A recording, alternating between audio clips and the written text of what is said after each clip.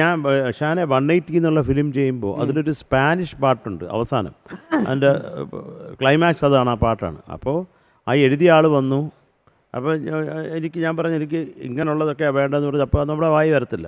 അപ്പോൾ അദ്ദേഹം തന്നെ പാടി കേൾപ്പിച്ചു. അദ്ദേഹത്തിന് ഭയങ്കര തൊണ്ടയടപ്പം, അപ്പോൾ ശരിക്കും പാടാനും പറ്റുന്നില്ല. അപ്പോൾ എനിക്ക് പാടാൻ പറ്റുന്ന വേറൊരാളാണ്. അപ്പോൾ ആ സമയത്ത് ഒരു super duper mega bumper hit പാടിയ ഒരു മനുഷ്യൻ. അപ്പോൾ അദ്ദേഹം വന്നു. ഇതിൻ്റെ ഡയറക്ടറുണ്ട് ജയേന്ദ്ര, ഒരക്ഷരം മിണ്ടത്തില്ല, ഒരക്ഷരം. ഇപ്പോൾ ഒരു ട്യൂൺ കൊള്ളാം. ഇപ്പോൾ ഞാൻ എന്നൊരു ഉണ്ടാക്കിയാൽ എന്തൊരു പന്ന ട്യൂണിത് എന്ന് പറയുമ്പോൾ നമുക്ക് കിട്ടുന്നൊരു വൈബില്ലേ, അതുമില്ല. അത് വളരെ മിനിമമായിട്ട് സംസാരിക്കുന്ന ഒരാളാണ് ശരത്. ഇറ്റ്സ് നോട്ട് വർക്കിംഗ്, എന്താ വേണ്ടതെന്ന് പറഞ്ഞുകൂടാ. അപ്പോൾ അങ്ങനെ ഞാൻ 150 പാട്ട് ചെയ്തിട്ടാണ് അദ്ദേഹം ആ പടത്തിന് 180 പേരിട്ടത്. അത്രത്തോളം ഭീകരമായി അത് തെറ്റായി. അപ്പോൾ അങ്ങനെ ഒരു മനുഷ്യനാണ് അദ്ദേഹം. ബോംബെ പക്ഷെ നല്ല ക്വാളിറ്റിയുള്ള മനുഷ്യനാണ് കേട്ടോ ജയേന്ദ്ര സാർ, വണ്ടർഫുൾ.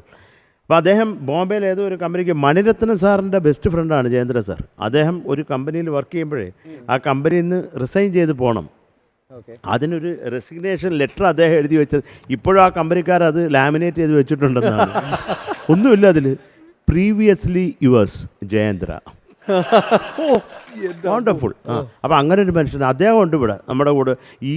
ഇദ്ദേഹം പാടാൻ വന്നപ്പോൾ ഇത് എടുക്കും എനിക്കാണെങ്കിൽ ഈ ഒരാളെ പറഞ്ഞു വിടുന്നത് അതൊരു വല്ലാത്ത വിഷമമാണ്. ഞാനിവിടെ നിന്ന് തല കുത്തി നിന്നിട്ട് അവിടെ അങ്ങും അല്ല, പറയുന്നൊന്നും മനസ്സിലാവുന്നതല്ല മോളെ. അത് അവസാനം എനിക്ക് എൻ്റെ 1 മണിക്കൂറോളം ഒരു ലൈന് വെച്ചിട്ട് അവസാനം ഞാൻ. അപ്പോൾ എൻ്റെ അടുത്ത് സാറ് ചോദിക്കുന്നുണ്ട്, ശരത് ഓക്കെ. ഞാൻ പറഞ്ഞു ട്രൈ സാർ. കുറച്ച് അദ്ദേഹത്തിന് മനസ്സിലായി. ഇവിടുത്തെ കൈ കാണിച്ച് വിളിച്ചിട്ട് സിംഗറിനെ വിളിച്ചിട്ട് യു ക്യാൻ ഗോ. ഞാനൊക്കെ വിഷമിച്ചിട്ട് അങ്ങനെ ഒരു മനസ്സിലാവാതെ നിന്ന്, അത് വേറെ കാര്യം. എങ്കിലും ഒരാളെ വിളിച്ച് മുഖത്ത് നോക്കിയിട്ട് താൻ പൊക്കോ എന്ന് പറഞ്ഞു. എനിക്കത് എങ്ങനെ പിന്നെ അവസാനം ഈ മൂക്കളയും പിഴിഞ്ഞ സ്പാനിഷ് എഴുതിയ ഒരു മനുഷ്യൻ വന്നിരുന്നു തൊണ്ട അടിച്ചിട്ട് അദ്ദേഹത്തിനെ കൊണ്ട് പാടിച്ചേ. അല്ലെ കുറെ ഇങ്ങനത്തെ നമ്മൾ പെട്ടുപോകുന്ന അവസരങ്ങളുണ്ട്, മനസ്സിലായില്ലെങ്കിലേ കുറച്ച് കഴിയുമ്പോൾ ഫ്രസ്ട്രേറ്റഡ് ആവും നമ്മൾ. ഈ നമ്മുടെ ട്യൂൺ റീപ്രൊഡ്യൂസ് ചെയ്യാൻ പറ്റുന്നില്ല എന്ന് പറയുമ്പോൾ ഇപ്പം ഔസേപ്പച്ചൻ സാറിന്റെ കാര്യം ഭയങ്കരമാണ്. അത് ഇപ്പം അഴലിന്റെ ആഴങ്ങളിൽ എന്ന് പറഞ്ഞ പാട്ടില്ലേ, അതിന്റെ ഫസ്റ്റ് ഹമ്മിങ് ഇല്ലേ, ആ ഫുൾ സോങ് റെക്കോർഡ് ചെയ്യാൻ ഒരു ദിവസം എടുത്തു. ആ ഫസ്റ്റ് ഹമ്മിങ്ങിന് മാത്രം ഒരു ദിവസം എടുത്തു. ഒന്ന് ആലോചിച്ച് നോക്കി, രാവിലെ തൊട്ട് രാത്രി വരെ ആ ഹമ്മിങ് ഇങ്ങനെ ചെയ്തുകൊണ്ടിരിക്കുന്നു. കിട്ടാതെ വിടില്ല. ആ പാടിയവന്റെ അഴലിന്റെ ആഴങ്ങളിൽ അവൻ ആഴങ്ങളിലേക്ക് പോയി.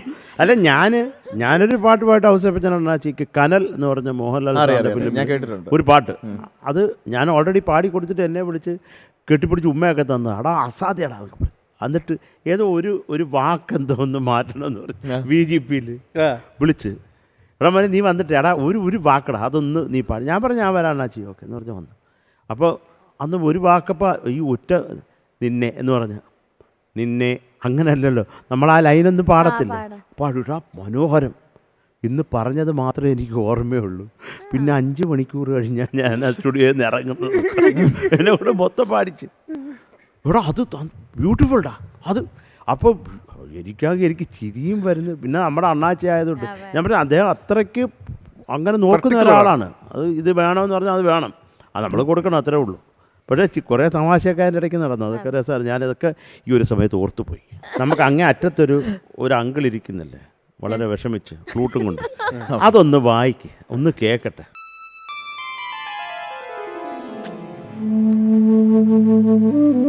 ആഹാ